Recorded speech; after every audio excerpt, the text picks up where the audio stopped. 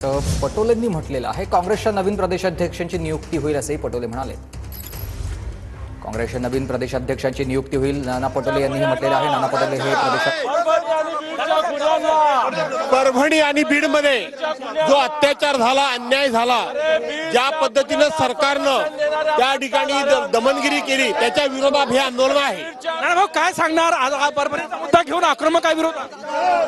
आपण पाहिलं की ईव्हीएम मशीन मधून निवडून आलेलं जे सरकार आहे, या सरकारने लोकतांत्रिक व्यवस्थेचा खून करण्याचा जो प्रयत्न सुरू केलेला आहे तो आपल्याला लक्षात येत असेल। ज्या पद्धतीने दलितांवर कोम्बिंग ऑपरेशन करून मारहाण केली आणि त्याचा मृत्यू झाला, एका सरपंचाला ज्या पद्धतीने मारलं आणि या पद्धतीने निर्गुण खून करण्याचं काम जो सरकारच्या वतीने होती आहे, त्याच्या विरोधातला हा आवाज आहे। काल ईव्हीएम, आज बीडचा मुद्दा। ईव्हीएम बरोबरच आहे। यांना हे मशीन मधून निवडून आल्यानंतर लोकांच्या भावनांशी यांचं काही घेणं देणं नाही, अशा पद्धतीने वागतात। आपण बघू शकतो या ठिकाणी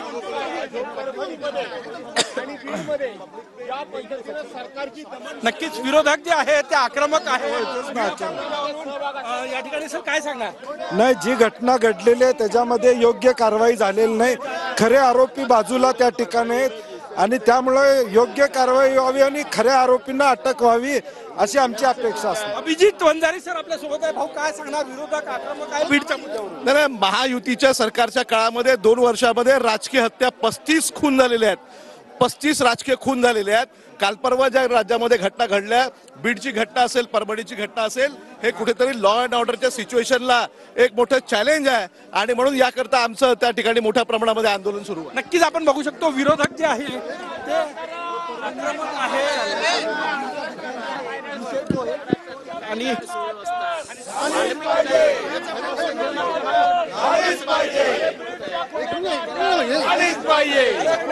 संरक्षण देणाऱ्या सत्ताधाऱ्यांचा निषेध असो, गुन्ह्यांना संरक्षण देणाऱ्या सत्ताधाऱ्यांचा गुन्ह्यांना संरक्षण देणाऱ्या सत्ताधाऱ्यांचा गुन्ह्यांना संरक्षण देणाऱ्या सत्ताधाऱ्यांचा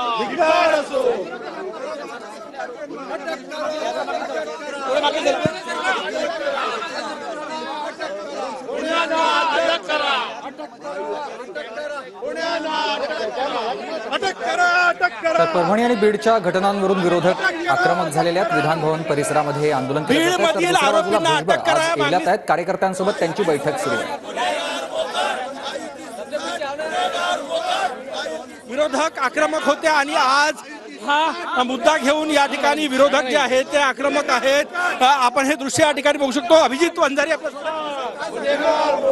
नाही, मी सांगितलं की ज्या पद्धतीच्या घटना आपल्या राज्यामध्ये होत आहे, खुलेआम राजकीय